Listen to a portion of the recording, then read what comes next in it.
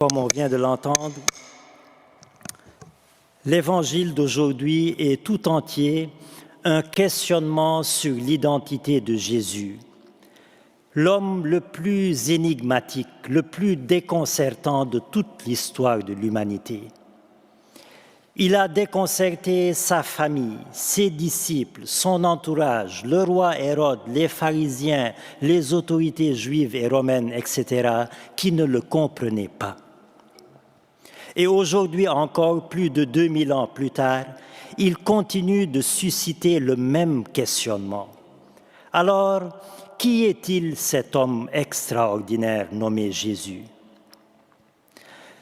L'été passé, j'étais chez ma mère au Sénégal en vacances, et puis on s'entretenait sur les choses de la foi, sur Jésus, etc.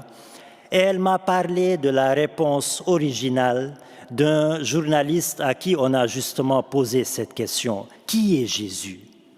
Et j'ai pensé tout de suite, vous faire part de sa réponse pour le moins originale. Alors, on lui pose la question. Pour vous, qui est Jésus? Il répond, je le cite. En biologie, il est né d'une vierge. En chimie, il a transformé l'eau en vin. En physique, il a défié la loi de l'apesanteur en montant corps et âme au ciel. En économie, il a défié la loi de l'offre et de la demande en nourrissant plus de 5000 personnes avec 5 pains et 2 poissons. En médecine, il a opéré des guérisons sans anesthésie. En histoire, il est le commencement et la fin. En religion, personne ne peut aller au Père sans passer par lui.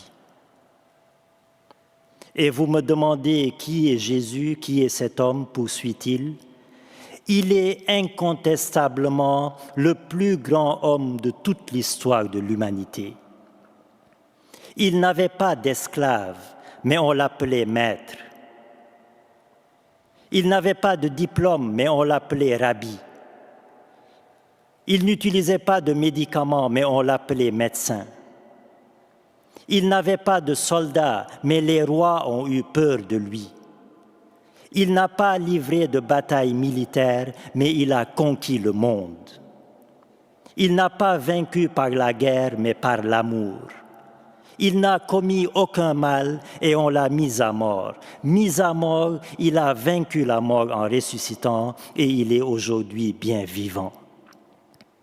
Je ressens en moi une grande fierté à servir ce roi qui nous a tant aimés, conclut-il. Fin de citation. Et permettez-moi, frères et sœurs, moi qui suis prêtre de Jésus-Christ, permettez-moi de faire mienne la dernière parole de sa réponse. Je ressens en moi une grande fierté à servir ce roi qui nous a tant aimés. Voilà donc la réponse magnifique de cet homme à la question « Qui est Jésus? Qui est-il cet homme ?» Eh bien, il est bien plus qu'un homme. Il est aussi Dieu et vrai homme, lumière née de la lumière. Et quiconque en fait sa lumière dans cette vie verra un jour la lumière éternelle qui nous attend.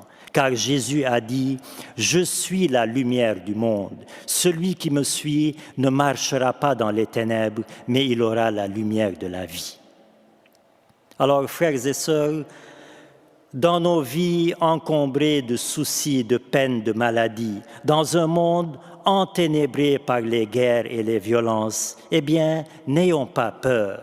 Il y a une lumière, il y a une solution, il y a une vérité. Jésus-Christ, notre Seigneur, à lui la gloire pour les siècles des siècles. Amen.